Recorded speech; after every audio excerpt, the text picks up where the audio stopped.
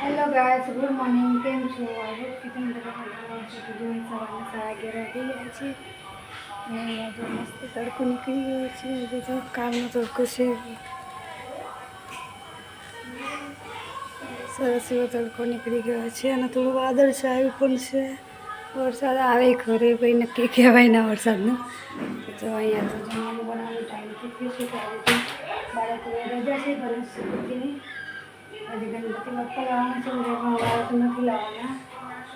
બાળકોને રજા છે ને એટલે જલ્દી આજે કાર આવી છે। સવારે 11 વાગે મારે કાર આવે છે। એટલે દોસ્તી ઘરે હતી ને એટલે કચરા પોતું ને બધું કરી નાખ્યું અને નીચેથી બધું કામ કરીને પછી મેં ઉપરનું વાસણ કપડાં બધું કર્યું। હવે જમવાનું બનાવવાનો ટાઈમ થઈ ગયો છે તો જો અમે કંકોડાનું શાક બનાવી દીધું છે મસ્ત।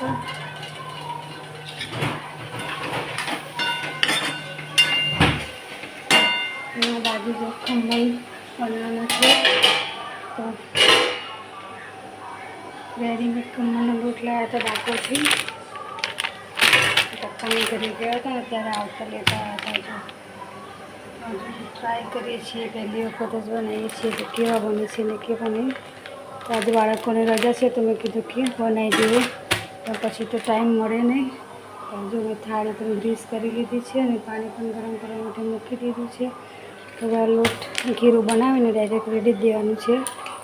ચાલો બસ ખીરું એવું બધું બનાવી દો અને પછી તમને બતાવું કે કેવી રીતે બને છે। આજે તો બધા બાળકો ઘરે છે એટલે આખો દિવસ મસ્ત જ ચાલે।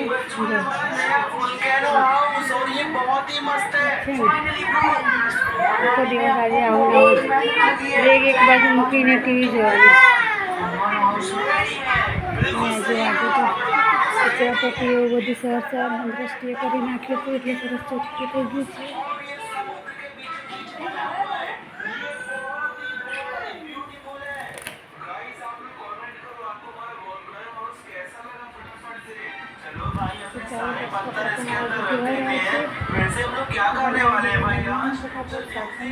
રોટલી બનાવવાની છે ને ખમણ બનાવવાના છે, ચાલો બનાવી દઈએ।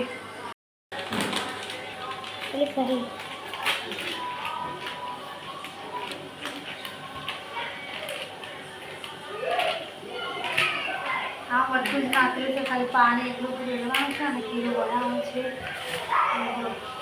રીત પણ અહીં આપેલું છે, અને કીધું ઇન્સ્ટન્ટ છે તો બનાવી દઈએ।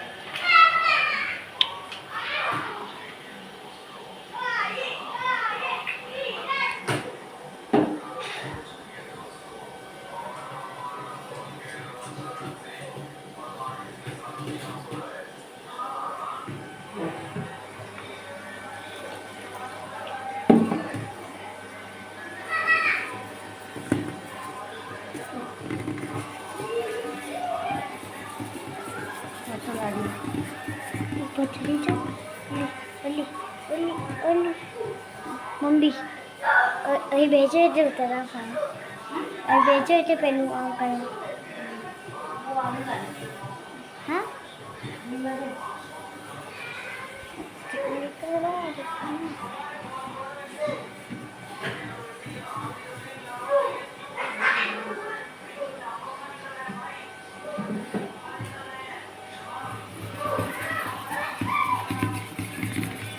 શું બનાવવાનું? ખમણ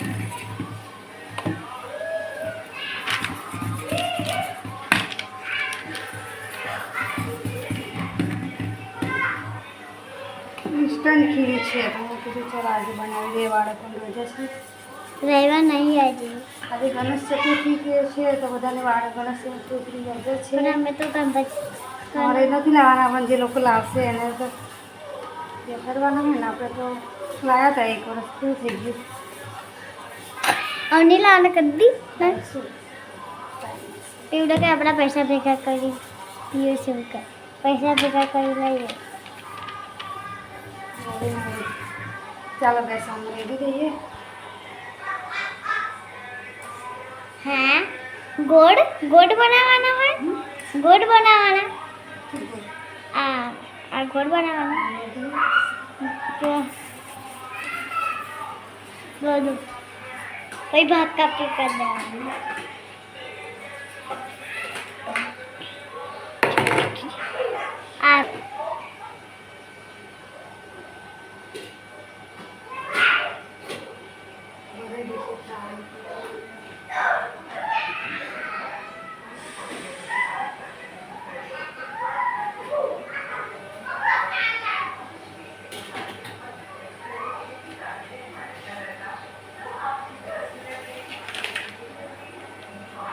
તો ખુલ્લી રાખ બતાવું.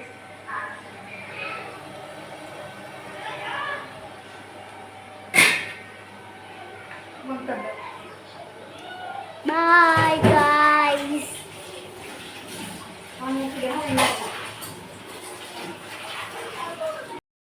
જો લોટ પણ બંધ થઈ ગયો છે અને અમારો શાક પણ કરી ગયું છે. ખમણનો પણ ગેસને બંધ કરી દીધો છે. તો ચાલો જોઈએ કે કેવું બને છે. 10 કિલો મસ્ત પૂરી છે. આની અંદર છે ખાંડવાળું પાણી રેડવાનું છે અને એવું બધું કરીને આપણે ખાવાનું છે. જે ઉપર તો મસ્ત બન્યું છે પણ નીચે કદાચ અડી ગયું હશે, કેમ કે નીચે ફૂલી જાય ને એટલે આ થાળીને નીચે અડી જાય. અડી ગયું હશે તો મારું સરસ બન્યું છે. ચાલો હવે જોઈએ. બહાર કાઢીને ખાંડવાળું પાણી બધું રેડીએ. તો શાક પણ મારું અહીંયા ચડી ગયું છે સરસ. કંકુડાનું મસ્ત કાઢી થઈ ગઈ છે. ખમણ થઈ ગયું છે. તો ચાલો હવે ખમણને કાઢી લઈએ બહાર. મસ્ત ઢોકળા થઈ ગયા છે. ખમણ ઢોકળા અહીંયા આમાં થોડા નીચે ચોંટી ગયા હતા ને એટલે થોડા પીસ પડવાના વાંકા ચીકી થઈ ગયું છે. એટલે આ પણ સારા જ બન્યા છે. કેટલા સરસ બન્યા છે અને એકદમ પોચા છે. મસ્ત બન્યા છે. બસ 3:30 વાગી ગયા છે ને જો ત્યાં બની ગઈ છે મારી.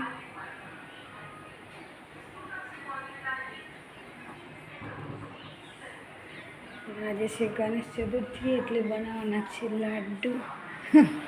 લાડવા બનાવવાના છે એટલા માટે મેં જો સવારના ટીવી જોશે. ટ્યુશનમાં જઈને આવીને પાછા બેસી ગયા છે ટીવી જોવા માટે.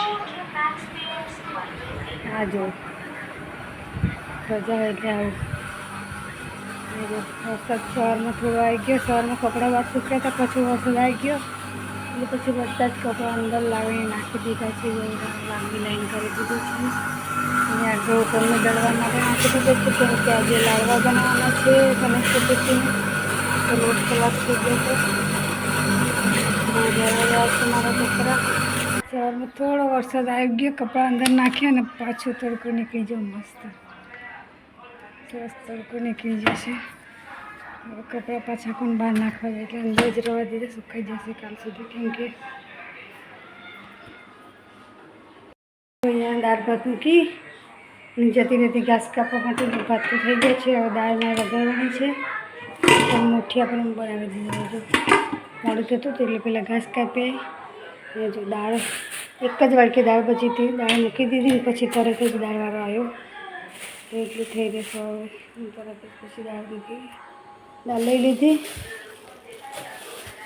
થોડી ખોટી એવું લાગે છે પણ કાંઈ વાંધો નહીં, ચલાવી લઈશું. તો કેમ કે દાળ ખલાસ થઈ ગઈ હતી. ગામમાં લેવા જઈએ તો પછી મોડું થઈ જાય એટલે થોડી હતી મૂકી દીધી મેં. તરત જ આવ્યો પછી દાળવાળો.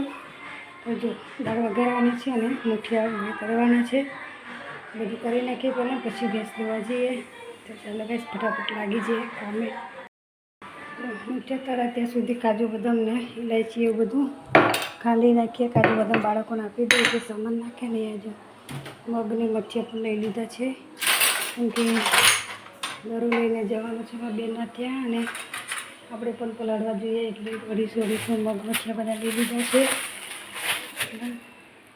કાજુ બદામ આપી દઈએ બાળકોને એટલે સંભાળી મૂકે પછી મોડું થઈ જાય.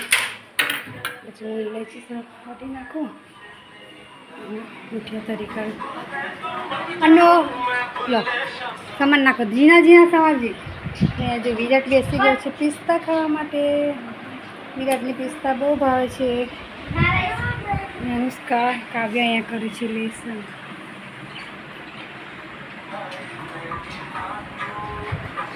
એકદમ ઝીણા સમારજી. હા બહુ મોટા મોટા ના સમાર.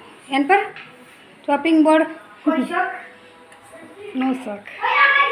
ચાલો બસ ફટાફટ મુઠિયા કરી નાખીએ. ઇલાયચી પણ સાથે સાથે વાટી નાખીએ.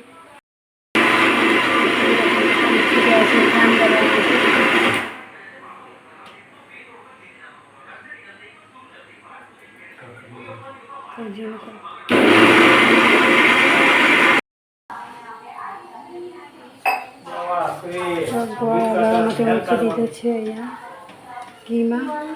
એને થોડી ખાંડ પણ નાખી દઈએ, કાજુ બદામ બધું નાખી દઈએ, મિક્સ કરે છે. રાતના પપ્પાને જોઈએ રોકડી જાય એટલે થોડું નાખી દઈએ, ગોળ ગોળ પણ સારો લાગે. બે કારીગર આવી ગયા છે લાડવા બનાવવા માટે. આ તો ચેલો મારો લાડવા બનાવીને જોઈએ ધોવા માટે આવે છે તો બહુ જ મોડું થઈ ગયું છે. 7 વાગી ગયા છે નહીં, 7 વાગ્યા છે નહીં, 7 વાગે ભેંસ ધોવા માટે આવી છું. જો તને આજે મોકલાવાની નથી ડેરીમાં એટલે